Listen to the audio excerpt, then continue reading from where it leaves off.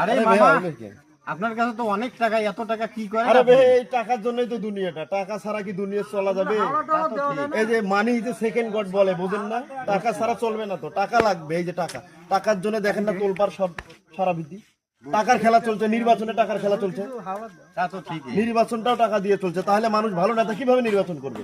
তো এই টাকা দিয়ে বলে নির্বাচনে মানুষ ভোট কিনতেছে, এখন এই মানুষ কিনে নিতেছে। এটা তো ঠিক না। এটা কি ঠিক? না, এটা এটা ঠিক না। আপনার টাকার দরকার, আপনি আমার কাছে হাওলাত নিতে পারেন, আবার দিতে পারেন, ভোট কেনা খরচ নিতে যতক্ষণ পারেন। বন্ধ হয় না, কিন্তু এককালীন দিতেছে মানুষ, ভোট কিনতেছে মানুষ, কিনে ফেলতেছে না, এটা ঠিক মানুষ। না। বিক্রি করে যারা মানুষ, যারা নিজেকে বিক্রি করে যারা অন্য আরেকজনের অধীনস্থ হয়, তাহলে সেই দেশে সেই নেতা নির্বাচন করে শান্তি আসবে? আমাদের দেশ এইভাবে চলতে পারে না। এভাবে চলতে পারে না। এই প্রজন্মের যুবকরা এটা মানবে না, ঠিক। এই ছাত্ররাও মানবে না।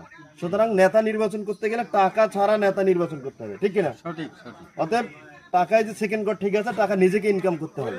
নিজে ইনকাম ছাড়া অন্যের ইনকাম এবং অন্যের উৎকোষ এটা গ্রহণ করে কেউ যদি নিজেকে বিক্রি করে, তাহলে তার আত্মসম্মান থাকবে না। আরে ভাই, কিসের টাকা চান আপনি? টাকার জন্য দুনিয়ায় যে মানুষ ভোট কিনতেছে টাকা দিয়ে, টাকা দিয়ে মানুষ কিনে ফেলতেছে।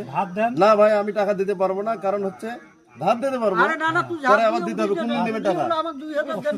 পরশু দিন। আচ্ছা ঠিক আছে, ধন্যবাদ।